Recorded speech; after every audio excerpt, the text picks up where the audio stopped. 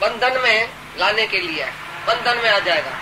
और दैवी संपदा मुक्ति के पास जाएगा, यानी मुक्ति का लक्षण है। मुक्ति के लायक होएगा जो दैवी संपदा वाला होएगा, उसको मुक्ति मिलेगी, शांति मिलेगी, आगे चल के वो मुक्त हो जाएगा सभी बंधनों से, सभी जन्म मरण से मुक्त हो जाएगा। और दैवी वाला बंध जाएगा, बहुत बंधन में आ जाएगा, जकड़ा जाएगा बंधन में, बहुत घोर नरक में उसको जाना पड़ेगा। जो बोलता है मैं हूं, ये मेरा है, मैं करता हूं, मैंने किया, ये है आसुरी संपदा। भी तुम्हारे अंदर से निकले मैंने ऐसा किया, ये हैवान का लक्षण है।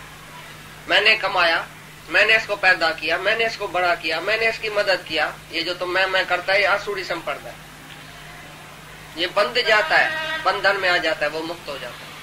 ये अज्ञानी मनुष्य उसको भी नहीं जानता है, ये कर्म मेरे लिए ठीक है, ये कर्म मेरे लिए रॉन्ग है, ये कर्म मेरे लिए राइट है, उसको भी नहीं जानता है। हैवान की तरह बस जो आया वो कर लिया। अहंकार की वजह से, इच्छा की वजह से वो पाप कर्म ही करता रहता है। उसको ये भी पता नहीं है ये कर्म नहीं करना चाहिए, ये निषेध है, ये शास्त्रों में इसकी मनाही की हुई है, ऐसा भी पता नहीं है। ये हुआ हैवान का लक्षण। जो करते हुए कर्म है उसमें प्रवृत्त नहीं रहता है, और जो अकर्ते हुए कर्म है जिसको नहीं करना चाहिए उसकी निवृत्ति भी नहीं कर सकता। उसको ये भी नहीं पता तो क्या मेरे को छोड़ना है, क्या मेरे को करना है, कौन सा कर्म लायक है करने के, कौन सा कर्म नहीं लायक है, ऐसा भी उसको बुद्धि नहीं है। वो आसुरी संपदा वाला है। हमें काय के लिए भेजा है? भगवान पूछेगा कौन सा सुख लेके आया? बेवकूफ था, ऐसे ही चला आया। ऐसे आदमी बात करता है। भाई सत्संग में हम काय के लिए आए, हम क्यों त्याग करें? ये जो बद्ध कर्म है ना, उसको वो मजा समझता है। मैं मजे को त्याग क्यों करूं? भाई सत्संग में आएगा तो मजा त्याग करना पड़ेगा, मैं इसके लिए नहीं आता हूँ सत्संग में। जो है बद्ध कर्म उसको ये बोलता है मजा, और मजा देख के सजा भी भोगेगा तो भी बोलता है मैं वो छोड़ूंगा नहीं। तो बोलता है काय के लिए मेरे को भगवान चाहिए? ये दुनिया जो है वो हम नहीं बनाई है, मनुष्यों ने बनाई है। मनुष्य के, स्त्री पुरुष के संयोग से ये सारा सृष्टि पैदा हुई, और भोग भोगने के लिए, मजा लेने के लिए भगवान ने ये दुनिया रचाई है। इसके लिए हम आए हैं दुनिया में मजा लेने के लिए, बस इतना ही उसका लक्ष्य है। आसुरी संपदा वाले का खाना है, पीना है, भोगना है, सोना है, घूमना है, फिरना है। दुनिया काय के लिए बनी है? भाई सुख सागर है, दुनिया तो सुख लेना है ना। दुनिया से सुख नहीं लेने का, अपने अंदर से सुख लेने का है। दुनिया में जाएगा सुख लेने के लिए तो दुख आगे आवत है। सुख मांगे तो दुख आगे आवत। दुखी होके मरता है, जलता है, सड़ता है, नरक में भी जाता है, नरक में भी जाके जलता है, इधर भी जलता है, मरने के बाद भी जलेगा। बुद्धि हो जाती है। जो बाहर इंद्रियों का सुख लेता है उसकी बुद्धि खलास, वो माया में गिरता जाएगा, दीनहीन, दुखी और सबका नुकसान करने वाला, और जगत को हनन करने वाला, हमारा नाश करने वाला है। दुनिया को ही नाश करने वाला, दुनिया की नास्ती लाने वाला ये आसुरी संपदा वाला है। जो बोलता है मैं दुनिया में सुख लेने के लिए आया हूँ, मजा लेने के लिए आया हूँ। पीछे किसको दुखी किया? पाप से पैसा कमाया, जल्दी जल्दी पैसा कमाऊं, जल्दी जल्दी मजा लूं।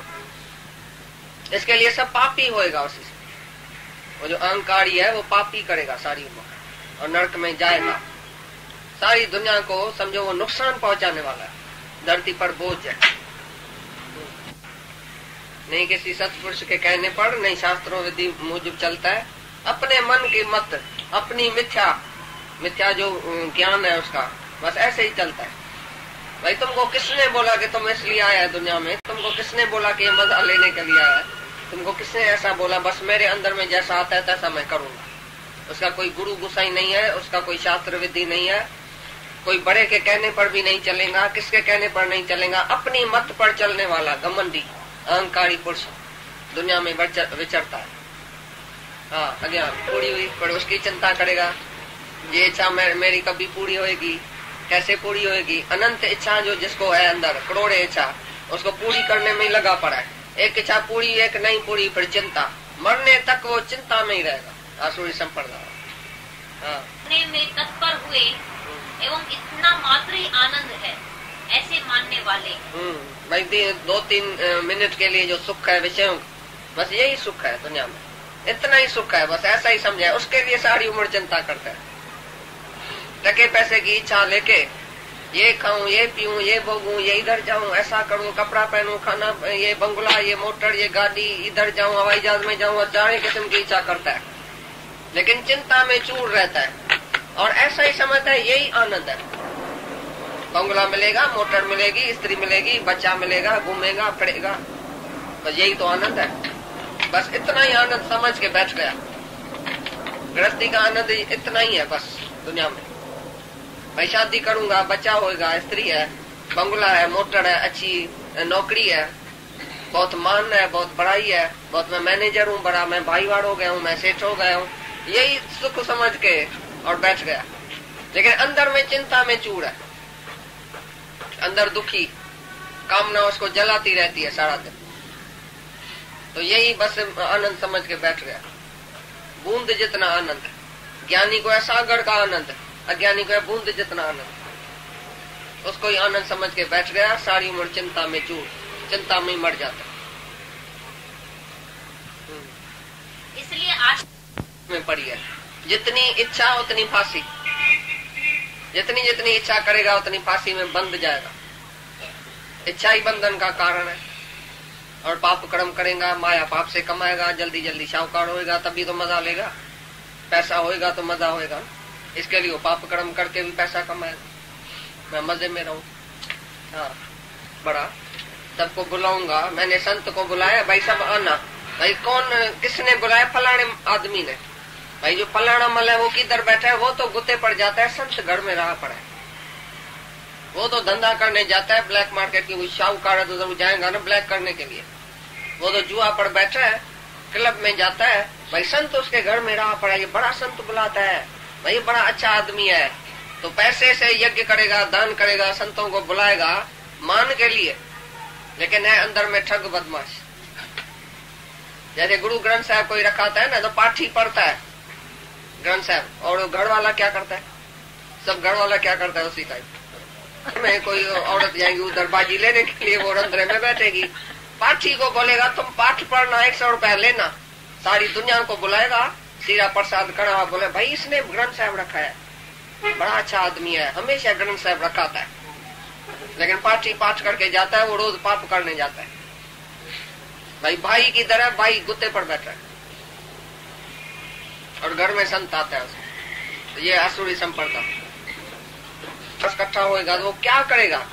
उससे ये दान पुण्य करेगा, अंदर में ठगी कि मेरा मान न हुए, सारी दुनिया मेरा पूजा करे। भाई फलाना मत, भाई बहुत अच्छा आदमी है, दान करता है, शुरू से ही दान करता है। अंदर क्या लगा पड़ा है उसके अंदर? मान के लिए, बड़ाई के लिए दान करेगा।